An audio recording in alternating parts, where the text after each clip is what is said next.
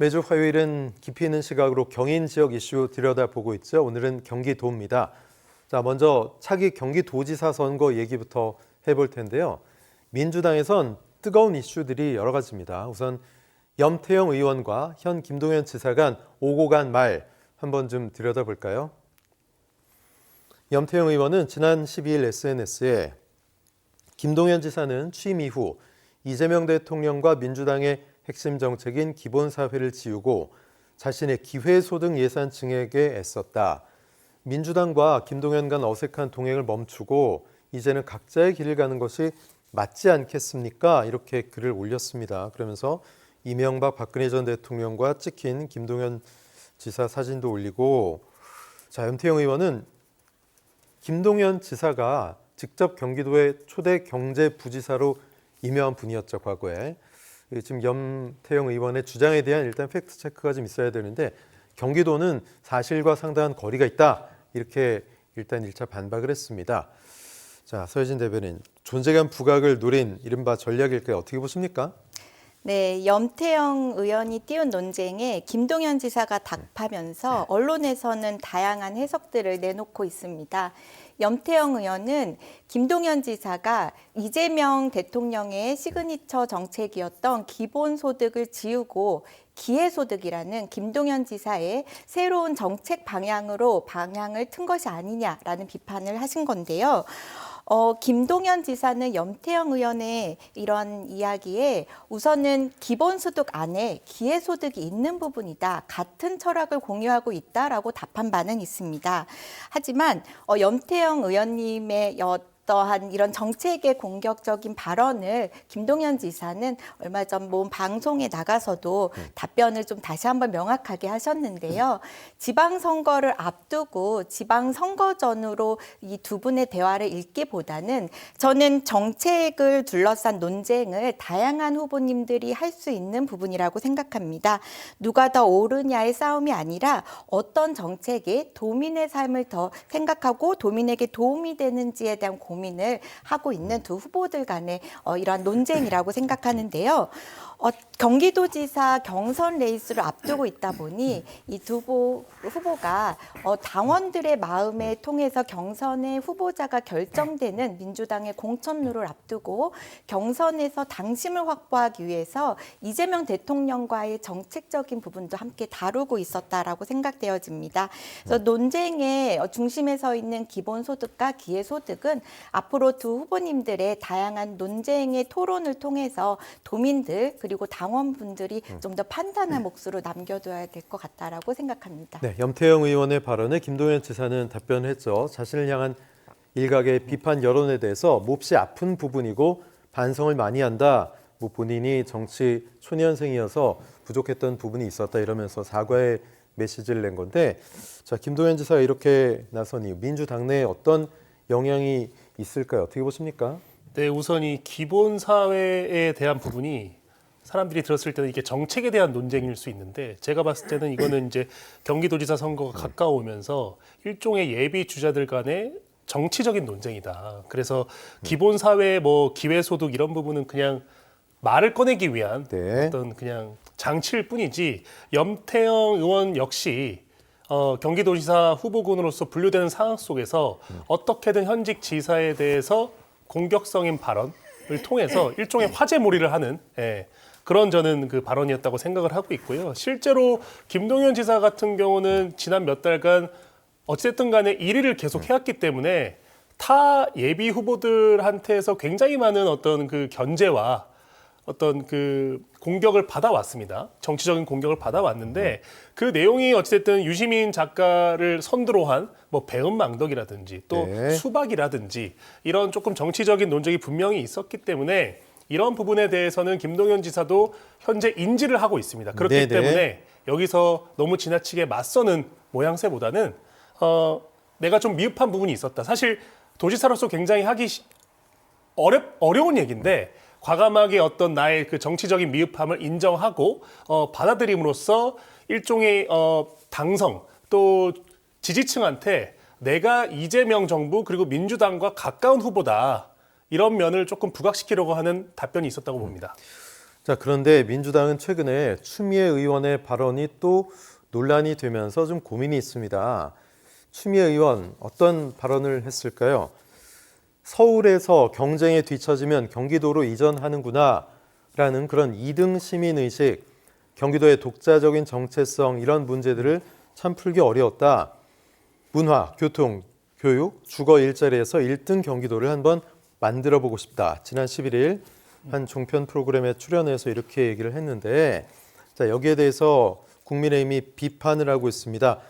본인을 뽑아준 경기 지역의 지역구 의원이 해당 지역 시민들을 2등 시민 운운하는 게 과연 맞는 거냐 이렇게 얘기하고 있는데 문종영 대변인 어떻게 보세요? 네, 추미애 의원의 이 발언의 진위 여부를 떠나서 경기도가 2등 시민이다라는 이런 이 발언을 듣는 순간 대다수의 경기도민들은 굉장히 기분이 나쁠 것 같습니다. 네네. 저도 마음이 철렁했던 것이 지난 선거에서 국민의힘 같은 경우는 한 의원이 이부망천이라는 굉장히 그 부천과 인천을 비하하는 비유를 함으로써 그 당시 선거에 악영향을 줬던 기억이 저도 새삼스럽게 났는데요. 그런 유사한 어떤 흐름으로 추미애 의원이 다선 의원답지 않은 굉장히 부적절한 비유를 들었다 이렇게 보고 있고요. 실제로 이 발언은 같은 당내 민주당 내 의원들 사이에서도 충분히 어떤 그 공격의 소재로 쓰일 수 있는 그런 문제성 발언이었다고 보고 실제로 김병주 의원 같은 경우는 그럼 경기도가 2등 도시냐, 경기도가 2등 시민이냐 이렇게 바로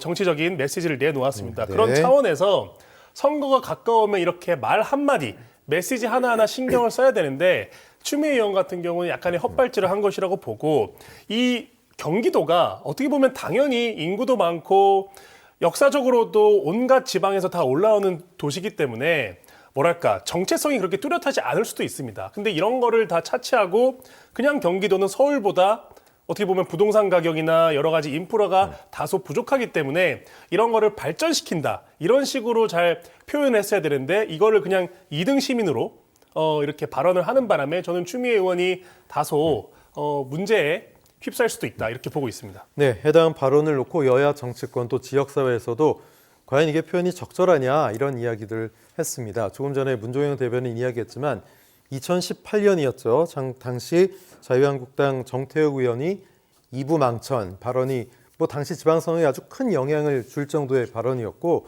또 민주당도 유사한 발언이 있었습니다. 이해찬 전 대표도 뭐 유사한 발언, 서울 폄하 발언 논란이 있었는데 글쎄요, 서효진 대변인 이게 진짜 지방선거에 영향을 줄 만한 그런 아주 악영향을 줄 악재라고 보십니까?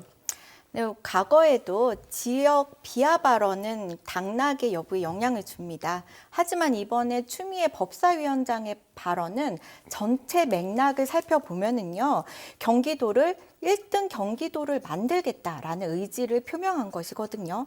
이것을 일부 내용만 발췌해서 뭐 지역 비하 발언이다라고 말하는 비판하거나 말하는 부분은 조금 문제가 있고 과한 비판이라고 생각됩니다. 그러니까 너무 앞뒤를 자르고 말하는 거다 이렇게 예, 보시는 그렇습니다. 거죠? 현장에서 이 추미애 법사위원장의 발언을 들었던 분들도요, 전체 맥락에서 경기도를 1등 도시로 만들겠다라는 추미애 위원장의 어떤 의지를 많이 느꼈을 거라고 예상할 수 있고요. 경기도에 대한 사실은 경기도 하남을 출신으로 국회의원에 당선된 분이고 누구보다도 경기도에 대한 애정과 사랑이 있는 위원장님께서 경기도를 그렇게 비하하는 의도나 전혀 관련된 내용은 없었다라고 봅니다. 다만 전체 맥락이 아니라 2등 시민 이런 단어에서 경기도민의 마음에 혹시라도 서운한 감정이 있다면 그 부분은 추미애 법사위원장이 지금이라도 잘 설명해서 풀어가면 될 부분이라고 생각합니다. 네. 자, 그간 선거에서도 이런 충격파를 낳았던 발언들이 좀 있었습니다. 자, 민주당 내 차기 어떤 경기도지사 선거 열기가 좀 거세진 그런 그만큼 현실이 아닌가 하는 생각도 드는데 서혜진 대변인, 국민의힘은 상대적으로 좀 조용한 것 같아요. 나서는 분이 많지 않아서 그럴까요? 국민의힘에서의 도지사 후보는 좀 안개 속인 것 같습니다. 나서는 후보도 없고 여론조사에 지금 나오고 있는 후보님들도 선거에 출마에는 선을 긋고 계시고요. 지금 국민의힘의 원외위원장님들 중에서 좀 후보군을 물색하고 있다는 이야기는 있지만 어떤 특별한 후보님이 출마 선언을 한다거나 어떤 행보를 하고 있어 보이지는 않습니다. 그리고 중앙당의 어떤 정책적인 이슈, 정치적인 이슈가 좀 있다 보니 국민의힘에서는 조금 더 심도 있게 후보군에 대한 고민을 하고 있는 것 같은데요. 저희 민주당에서는 후보군이 7명으로 좀 좁혀졌습니다. 그래서 예비심사위원회가 구성이 돼갔고요. 얼마 전에 중앙당에서 민주당 경기도지사 예비후보군에 대한 적격, 부적격 심사를 위한 예비심사위원회가 열렸고 그때 7명의 후보가 접수를 했다라고 하는데요. 우선은 김동연 지사와 추미애 법사위원장을 시작으로 최고위원회 사퇴한 한준호, 김병주 의원뿐만 아니라 염태영 의원, 그리고 권칠승 의원, 그리고 양기대 의원까지 7명의 후보가 예비후보 적격심사를 앞두고 있다라고 합니다. 지금 이번 예비후보 적격심사는 기존에 없었던 단계가 하나 더 생긴 건데요. 대부분 국회의원들이시기 때문에 적격 판정은 받을 것으로 보이나 지금 공천관리위원회의 심사 시기가 조금 당겨진 부분은 좀 우리가 주의 깊게 볼 필요는 있다라고 생각합니다. 네, 민주당에 비해서 조용한 국민의힘 계속해서 여론조사 국민의힘 내 후보군의 1위는 유승민 전 의원이 달리고 있습니다. 자, 그런데 오늘 지금 단식 중인 장동혁 대표를 유승민 전 의원이 찾아갔죠. 그 자리에서 여러 이야기를 하다가 기자가 경기도지사 출마 여부를 또 안 물을 수 없으니까 물어보니까 전혀 생각하고 있지 않다 이렇게 대답을 했습니다. 국민의힘과 개혁신당 등 야권 단일화 가능성에 대해서도 좀 여러 시각들이 있는데 문종인 대변인 어떻게 보십니까? 네, 저는 이제 국민의힘과 개혁신당 같은 경우는 충분히 그 단일화에 대해서 기본적인 공감대는 이미 형성해 가고 있다라고 보고 있습니다. 실제로 지금 여의도 일각에서 가장 많이 나오는 얘기가 현재 단식 투쟁을 하고 있는 이 장동혁 대표가 이제 앞으로 몸 상태가 악화가 돼서 더 이상 단식을 지속하기 어려울 때는 이 단식을 이준석 대표가 받을 수도 있다라는 얘기가 최근에 많이 나오고 있을 정도로 개혁신당과 국민의힘과의 공조가 어느 정도 진행이 될 가능성은 높다고 보고 있고요. 실제 유승민 이제 전 의원 같은 경우도 오늘 장동혁 대표 단식 현장을 방문하면서 백브리핑에서 공식적으로 출마 선언은 하지 않았지만 어떻게든 그 장동혁 대표에 대한 어떤 건강에 대한 걱정 그런 염려를 했고 또 그런 염려를 한다는 것 자체가 국민의힘 현재 이 지도부와의 어떤 공조를 충분히 열어놨다라고 저는 해석을 하고 있거든요. 그렇기 때문에 유승민 의원뿐만 아니라 개혁신당 역시 현실적으로 개혁신당이 전국 단위의 자치단체장 선거를 준비하기에는 어려운 부분이 분명히 있기 때문에 국민의힘과 연대를 통해서 어떤 효율성, 실효성을 선거에서 추구할 수 있다 이렇게 보고 있고 실제로 천하람 원내대표, 이준석 대표 사이에서 최근에 국민의힘에 대한 어떤 메시지나 스탠스는 굉장히 유화적으로 또 협조적으로 가고 있습니다. 오히려 이제 당 내에서 반당권파라고 불리는 이 친한계 같은 의원에 대해서만 메시지가 조금 날카로울 뿐이지 장동혁 대표와 지도부 사이의 어떤 교류나 화합 분위기가 조성돼 있다고 보는 것이고 국민의힘 역시 현실적으로 민주당이 여당이고 임기 1년 차인 상태에서 개혁신당과의 공조를 피할 수는 없다. 피할 것은 아니다. 이렇게 저는 움직이고 있다고 보고 있습니다. 네, 이제 거대 야당을 제외한 정당들 움직임도 보면 진보당의 홍성규 대변인이 어제 경기지사 선거 출마를 선언했습니다. 또 김현욱 전 경기도의원도 마찬가지인데 정작 주목을 끄는 것은 조금 전에 말씀하신 이준석 개혁신당 대표 지역구가 경기도기 때문에 과연 지사 출마 나가느냐 생각이 어떠느냐 좀 궁금하고 본인은 명확한 입장을 아직 안 밝히고 있어요. 문종인 대변인 어떻게 예상하세요? 제가 생각할 때 경기도민들은 굉장히 실용적인 그런 사람들이라고 생각합니다. 경기도 자체가 어떻게 보면 중산층 또 자본가로 가는 그런 중간 단계에 있는 어떤 행정구역이다 이런 평가가 많기 때문에 여기 거론하신 홍성규 진보당 같은 경우에는 대부분의 어떤 정책 지향이 내란 청산 그리고 노동 중심의 이런 정책을 지향하고 있기 때문에 아무리 그 당이 작은 당이어도 그 당의 지지율보다 더 적은 득표를 할 수 있다. 저는 이렇게 좀 냉철한 평가를 하고 싶고요. 실제로 이제 이준석 후보 같은 경우는 당은 작지만 지금 개혁신당이 최근 그 여론 지지율 보면은 그래도 한 3%에서 4%대 사이에서 계속 이어오고 있는데 네. 이준석이라는 이 개인적인 인지도 그리고 지난번에 참여했던 이 대선에서의 모습들을 가지고 현직 현직 의원이라는 이런 프리미엄을 갖고 충분히 그 당세에 비해서 큰 정치적 영향력을 이번 지선에서 가져갈 수 있다. 저는 이렇게 보고 있기 때문에 굳이 따지면 이제 이 작은 정당들 중에서는 개혁신당, 더 정확히 얘기하면 이준석 대표의 행보가 굉장히 중요한 것이다. 그래서 오히려 개혁신당은 이준석 대표의 어떤 마케팅을 통해서 타 후보들까지 한 단계 업그레이드하고 인지도를 올리는 이런 전략을 고민해봐야 되지 않나 싶습니다. 네, 민선 8기 선거 때도 당시 김은혜, 김동연 뭐 몇 퍼센트 표차가 안 났기 때문에 만약에 진보당 계열에서 독자 후보를 내서 완주를 한다면 민주당으로서는 약간 고민스러울 지점도 있는 것 같아요. 서혜진 대변인 어떻게 보십니까? 네, 지금 민주당의 의원이셨던 이병진 의원님이 의원직을 상실하면서 지금 평택시 을이 보궐선거구역으로 지정되었습니다. 진보당의 김재현 상임대표가 보궐선거에 출마하겠다고 도전을 했는데요. 이러한 진보당의 김재현 상임대표나 홍성규 대변인의 출마를 선거 국면에서 정책 스펙트럼을 넓히기 위한 것이라고 읽혀지고 있습니다. 소수 정당의 도전은 거대 양당에게 정치 구조에 있어서 정책을 제안하고 의제형 정책으로 정치에 출마하고 있다라고 볼 수 있기 때문에요.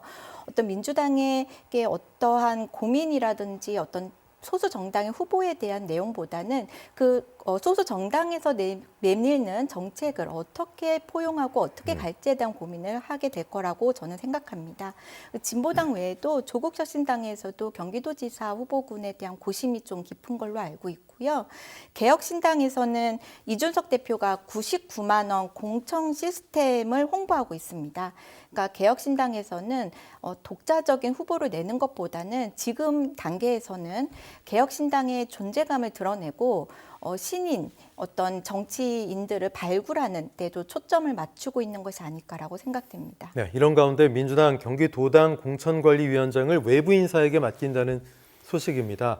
6.3 지방선거 공관위원장에 권혁성 아주대 공공정책대학원장을 내정했다는 얘기인데, 그동안도 외부 인사를 공관위원장으로 영입한 사례가 없진 않습니다만, 지난 2018년 윤호중 의원, 2022년 김철민 의원, 현역 의원들이었는데 이번에 당 내에서 터진 공천원금 의혹에 따른 어떤 결정, 시선이 좀 의식된 결정이 아니냐 이런 얘기들이 있더라고요. 어떻게 보십니까?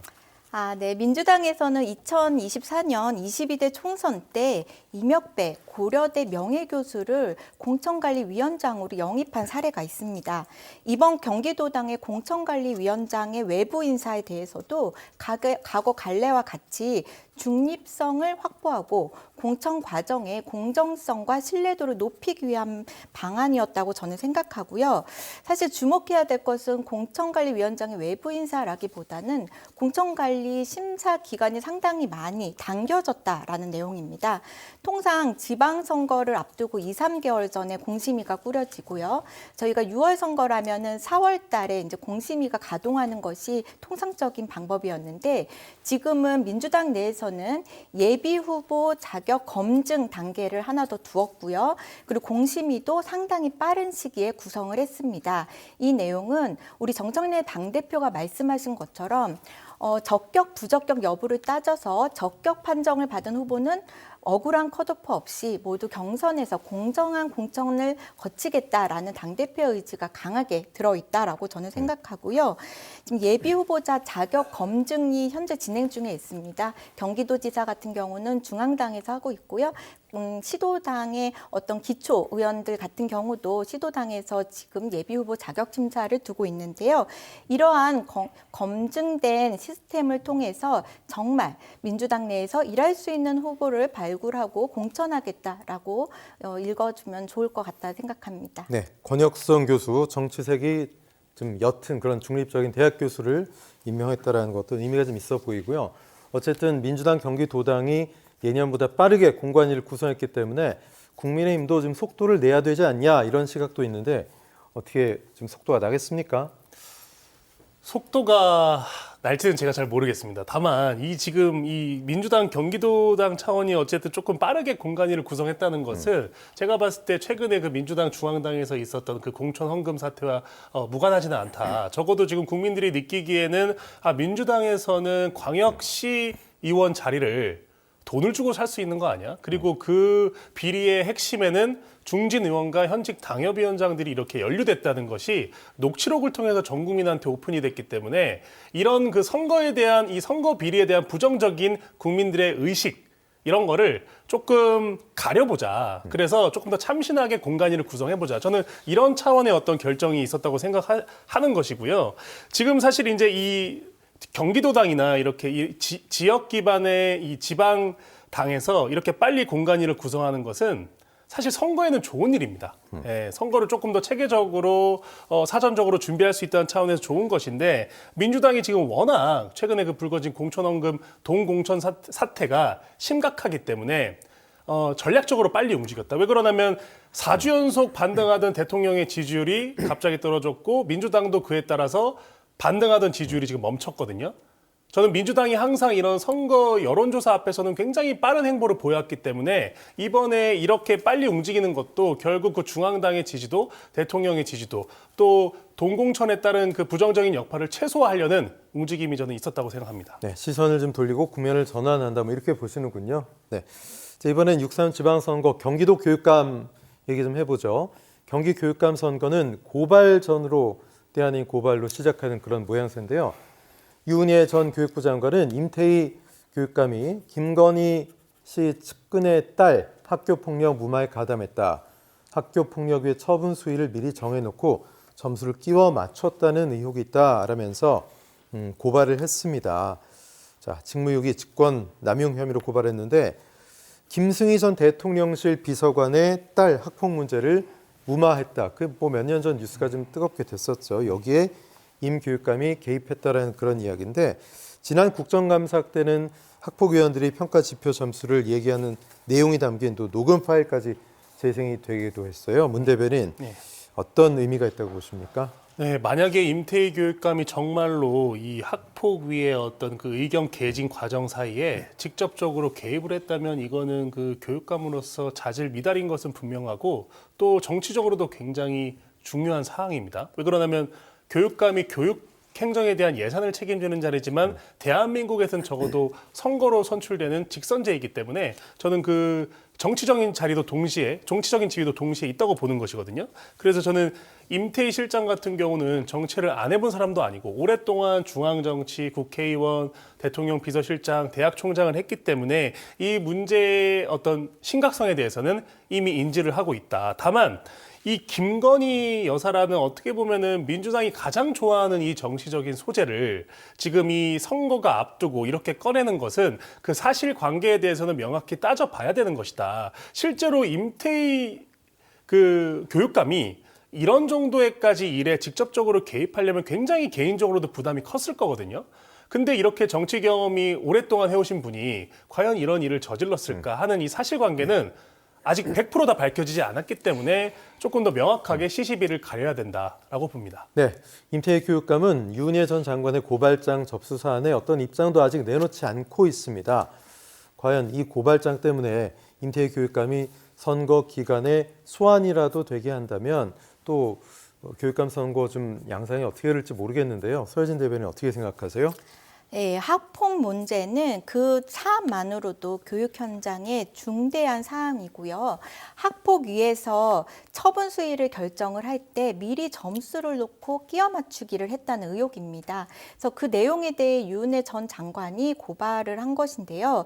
임 교육감은 직무유기, 직권남용 이런 내용으로 고발되었습니다.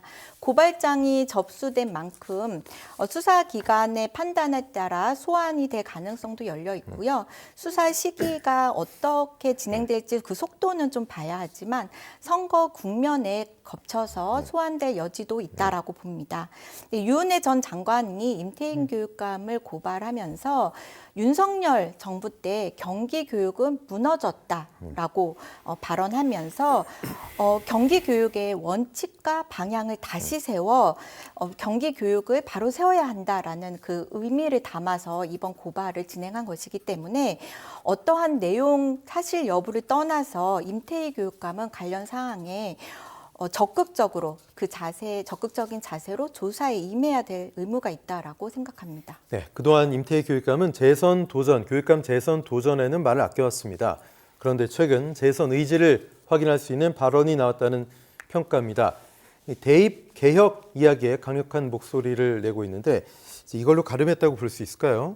네, 대입 개혁 사자실무협의회를 말씀을 하신 건데요. 이 구성에는 국가교육위원회, 교육부, 시도교육감협의회, 한국대학교 교육협의회가 포함되어 있습니다. 중앙교육정책 테이블에 시도교육감이 이제 조정자로서 역할을 그 테이블에 앉겠다라는 의미로 해석할 수 있는데요. 시도교육청을 집행주체가 아니니 정부의 공동설계 교육설계자로서 함께한다라는 전제가 있고요. 이 제안이 실제적으로 협의체 구성이 이루어질지를 살펴보는 것이 관건이라고 봅니다. 사실 보수 진영에서는 임태희 교육감 외에는 특별한 후보가 보이지 않습니다. 그래서 재선 가도에 있어서 현역 프리미엄을 이용한 임태희 교육감이 교육 정책, 특히나 대입 입시 정책에 대한 선두를 우위에 선점한 내용이라고 생각되어지고요. 임태희 교육감은 아마도 앞으로도 계속 이러한 현역 프리미엄을 내세워 정책 공약을 통해 교육감 후보로서 재선 의지를 보여줄 거라고 생각됩니다. 네, 임태희 교육감은 여러 제안한 특히 아까 말씀하신 가칭 미래 대입개혁 사자 실무협의체 구성 이것에 대해서 상당히 좀 힘을 싣고 있는 그런 모양새입니다. 또한 교육감 선거 러닝메이트 정치 중립이 훼손되지 않는 선에서 이것도 좀 도입을 구상할 필요가 있다 이런 이야기를 했는데 자, 문종영 대변인, 재선 도전 의지를 표현한 거라고 봐야 되겠죠? 네, 저도 그렇게 해석을 하고 있습니다. 실제로 임태희 교육감 같은 경우는 그 중앙정치의 오랜 경험을 바탕으로 당시 당선될 때에도 경기도민들의 어떤 기대감이 있었던 것은 분명합니다. 그렇기 때문에 그 경기도 교육청과 외 이제 기타 기관 여러 가지 그 공기관이나 또 중앙정부와의 어떤 프로젝트를 많이 진행을 하려고 했었고 그 중에 일부 성과가 나기도 했었습니다. 가령 AI 기반의 어떤 학습 생태계 구축이나 이런 것들은 그 임기 초반부터 임태희 교육감이 좀 강력한 좀 의지를 가지고 진행해왔던 것이고 100%는 아니지만 어느 정도 성과가 났다고 보는데 지금 이제 선거를 이제 앞둔 상황에서 이 선거 러닝메이트 제도를 꺼냄으로써 일종의 이제 임태희 교육감이 노리는 효과는 내가 이제 이런 그 단순한 교육 정책의 의사결정뿐만 아니라 이 제도 개선에 대해서도 목소리를 낸다. 그래서 난 조금 더 이 교육 행정의 실태를 입체적으로 보고 있는 후보다. 이런 점을 저는 부각시키는 효과가 있었다고 보고 실제로 대한민국의 이 교육의 정치화라는 문제가 굉장히 심각하기 때문에 이 문제를 다소 해결해 줄 수 있는 방안이 세부적으로 같이 나온다면 교육감 선거 러닝메이트 제도도 충분히 어떤 그 교육감 선거 차원에서의 화두가 될 수 있다고 생각합니다. 네, 교육 소통령이라고 불리죠. 경기도 교육감 선거에 대한 관심이 뜨겁습니다. 자, 문종영 대변인, 관전 포인트가 어디에 있을까요? 교육 자치냐 아니면 정치 경험이냐 이런 구도가 될까요? 저는 근데 개인적으로 매번 이 교육감 선거를 지켜보면서 사실 굉장히 좀 뜯어고칠 만한 부분이 많다고 생각하거든요. 왜냐하면 전국 어디를 찾아봐도 이 광역행정, 전국행정 단위에서 이 교육감을 이렇게 직선제로 뽑는 제도 자체가 스위스나 미국 일부를 제외하고는 거의 사실상 세계에서 유일합니다. 그렇기 때문에 굉장히 특이한 게 민주당, 국민의힘 할 거 없이 정치 경험을 가지신 분들이 교육감 선거에 뛰어드는 경우가 굉장히 많습니다. 대한민국은. 그래서 저는 반대로 여기 이제 질문은 사실 교육 자치냐 정치 경험이냐의 대결이라고 여쭤보셨지만 대한민국은 이게 되게 혼재되고 있는 상황이거든요. 저는 그래서 반대로 정말로 이제 이 ICT나 뉴미디어가 워낙 발달하다 보니까 조금만 좋은 교육 제도나 컨텐츠가 있으면 전파하기는 옛날보다 쉬워졌기 때문에 정말로 제대로 된 교육 전문가, 정치가 아닌 교육 전문가가 나와서 경기도같이 1,300만 이상의 도민들의 어떤 교육 인프라를 책임지는 제대로 된 전문가가 나오는 것이 중요하다. 저는 그래서 물론 저는 당연히 임태희 그 교육감께서 충분히 재선을 하실 만한 역량이 있다고 보지만 교육에 대한 어떤 실무적인 지식, 전문적인 지식이 충분히 더 좋은 분들이 많이 나와서 경쟁해야만 경기도뿐만 아니라 대한민국의 교육 인프라가 발전할 수 있다고 생각합니다. 네, 뭐 교육자 출신도 있고 정치인 출신도 있는데 워낙 또 유명한 분들이 많이 나오고 있기 때문에 소위 계속 지적되었던 문제죠. 깜깜이 묻지마 선거 아니냐 이런 분석. 그럼에도 현행 직선제를 유지하는 게 맞느냐 이런 고민이 있을 것 같아요. 네, 교육감 선거는요, 단순한 행정직이나 또는 실무자를 뽑는 자리가 아닙니다. 교육의 가치와 방향을 결정하고 책임지는 그러한 정치를 할 수 있는 교육감을 선발하는 우리나라에서는 이 교육감 선거의 직선제 여부를 지금 고민하고 해야 될 부분이 아니라 사실 이번 진보 진영에서는 총 4분의 후보들이 교육감 선거에, 경기도 교육감 선거에 도전을 하고 있습니다. 각자 장단점이 있는 분들인데요. 이분들이 어떠한 교육 철학과 가치를 가지고 경기도 교육을 대한민국에서 가장 교육 학생들이 많은 중심이 되는 교육 아니겠습니까? 이 경기도 교육이 대한민국의 중심이 될 수 있는, 그리고 여기서 학생들과 교육 관계자들, 학부모 그리고 교사들과 함께 소통할 수 있는 그런 교육감 후보를 앞으로 논의를 통해서 잘 만들어 가야 된다라고 생각합니다.